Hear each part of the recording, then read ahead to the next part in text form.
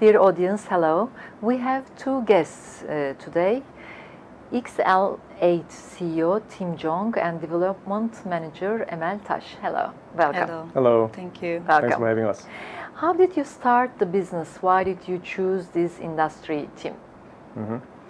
I have an engineering background. Most of my life I spent time as an engineer. I majored computer science for my undergrad. I started working at Samsung Electronics, developing Linux platforms for smartphones. And then I earned my PhD at Columbia University in computer science. And after that, I worked for Google in Google Search for 4 years.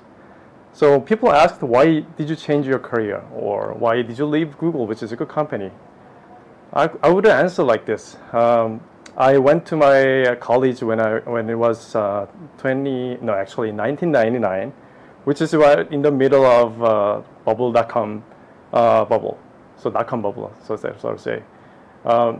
When a lot of companies were created and kind of like grew super fast and also failed. But in the meantime, I saw a lot of companies made it real world impact, changing the world, reshaping the world. So I knew that one day I will do my own startup. I didn't know when it's going to be, but I knew it will happen someday. So fast forward, for that I kind of started also studying some businesses. Right? After undergrad, I had a chance to go to military service as a commissioned officer, which is military service is a mentoring in Korea. So I chose to be an officer, having a chance to be exposed to grow my own leadership, having some teams. And after that, I had a chance to study business for masters. So I got MBA. And also at Google, I was a TLM, tech lead and manager, hiring people, leading teams to develop things and deliver for customers. So after all this process, I was ready for a new startup. So that's good things. And also, I knew media industry since 20 years ago. And luckily, I had friends in the media space. So I had a chance to look at the space and then help them to deliver things. So I really was sure one day I will start my own business and then start looking into this area. Very good. Could you tell us about the services you provide and could you introduce your company as well? Sure. So our company XL8, I need to introduce a little bit more about the company itself first. So it's a startup. We started in 2019 in the land of Silicon Valley in California. Super. Yeah. There was a co-founder from Apple, I was from Google, and then we started AI services for media companies. As I said, I was interested in media companies, and then we are ready for starting a tech company, especially for AI, where a lot of things were picked up for AIs, kind of making things possible. So it was 2019, we are sure, and we'll do this for media companies. And then for media companies, there are a lot of different things, but I would like to introduce kind of the media production process where people make content. But also there are a lot of things that happens afterwards, which is called the post-production. So production is, let's say, creating scenarios, casting actors, and shooting films. While post-production has a lot of like an aftertouch, color degrading, localization, or even metadata creation, these things like that. So we do AI services for these media companies, especially LSPs, language service providers, who does translation and localization jobs. Would you like to add something, Emel? Actually, Tim is explaining very well. I mean, he's our star. About the Turkey part, and we already begin to work a couple of TV channels and the platforms. So we are really hopeful about the future in here. And then our machine translation service translates the content in 77 languages. So maybe we can put some much more famous way to our already famous TV series in that way to translate in 77 different languages. So we are going to work on it. It's great. Thank you. What is your difference from your colleagues and competitors, Tim? Yeah, so we got asked a lot of these questions. You know, there are companies doing machine translation. Big tech companies are doing machine translation as well. So what is the really difference?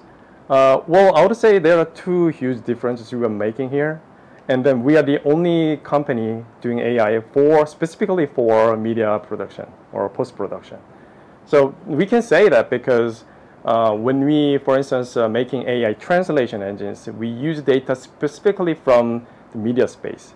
So we are partnering with the LSPs and then help them using AI services to get their job faster and cheaper. But also at the end of the day, whenever they do post-editing, fixing any errors from AI, we also get this data back to retrain the engines to continuously improve the quality of the engines. So that's kind of the biggest difference we are having otherwise compared to other companies. For instance, Google or other Microsoft, Amazon, all big companies, including other search engines, what they do is they basically scrape the web and then use the web data for making AI engines, especially for translation engines, which have two big problems. First one is web data is actually web documents. So the content from this web document is actually document style. So when you use this data to make a translation engine and apply to media content, for instance, where everything is conversation, the style is not really apt for media content. So the translators who do post-edit actually prefers the engine coming from media content itself. So second is web document is something that everyone can create. It's internet data. Because anyone can create that, there could be a lot of errors in it. So if the data quality is not good, then of course the outcome is not good. Nonetheless, they are trying to come up with a lot of research projects to address this problem, to overcome the issues in the data. But the approach we are taking is actually data is 100% curated by human experts. So actually we start from different places. And we have different unfair advantage. The quality of the engines are much better than the traditional approach. Yeah. Very good. So that's kind of the two differences we are making there. And also the other thing is the tech we are developing specifically for media content. So we are also reading the screens and what's happening in the scene, not just kind of listening to it, to translate the content better by understanding who is speaking, what is the gender and age of the speaker, and also listener. Actually, there are many languages that takes care of like the gender and the age of the speaker. So we actually resolve this information into translation engine and do better translation. Yes. The TV series are watched in all over the world, so it's very good sector. And could you tell us about your company's vision for the future? So one thing I didn't mention so far is real-time translation. So when it comes to translation in real time, it's another story because in offline media content translation, people can have much more time than real time because they can go back where there could be an error and then fix any errors, and then they can deliver perfect result to their customers, right? Meanwhile, when it comes to real-time translation, like interpretation, it's much more harder to hire the right human resources. It's more time constrained, and then there is no chance for them to actually fix any errors. So the accuracy is actually closer to what machine can deliver already. So we are looking into this real-time space more and more. So as we are applying our technology accuracy and also recent development for real-time translation, we are going more into the direction of live streaming translation, concerts, conference translations, interpretations for meetings, meetups. So in terms of vision, if you think about how we can communicate over the language barrier with anyone in the world. I can speak Korean, I can speak English, and I'm learning French, but there are a lot of other people who speak other languages than these three. So if you can imagine, you can really overcome all this language barrier and have business with these people or make friends with other people, then it's going to be really different world. Then we're going to reshape the world, how they are communicating, in the way how they live the world with other people. So that's our vision. Yeah, Korean series and music is very important for the world. A lot of people are interested in these sectors as well. And who can do this profession? What features do they have? So professions who may want to work in this media space, no matter it's an engineering task, tech job, or operations, designing, I would say there are a certain attitude or capabilities we are looking for. For instance, adaptability. The environment, the world is changing so fast. Tech is being developed so fast, so you need to rethink every time when you assess the environment and circumstances. So adaptability is one thing, of course. Human beings are an animal of adaptation. So I believe that's kind of like a really important feature of a person we are looking for as a profession. And the next one is adaptability. These are two different things. Adaptability is a new tech coming out, and then you are willing to use that as your tool. So there are two types of people. One, something new is coming, I don't care about it. Now I'll just keep doing the same thing over and over again because I'm used to routine. It's very routine. Right, routine things only, right? But there are other types of people who will spend time, their passion, energy on the new things that is coming out. Although many cases, proactive people. Exactly. Proactively taking these new technologies. Many cases they will fail because it's too early. Sometimes it's not ready yet. But those are the people who will make the huge success, for the first time. So those are the things. And the last one is actually creativity. Very important. Because AIs are creating things. It's a generative AI now. It's generating things, but still, it's kind of like a recombination, combination of things that has been existing, right? The team should create a value. Yeah. So creativity is important. Exactly. I believe humans' creativity is actually redefining its creativity itself.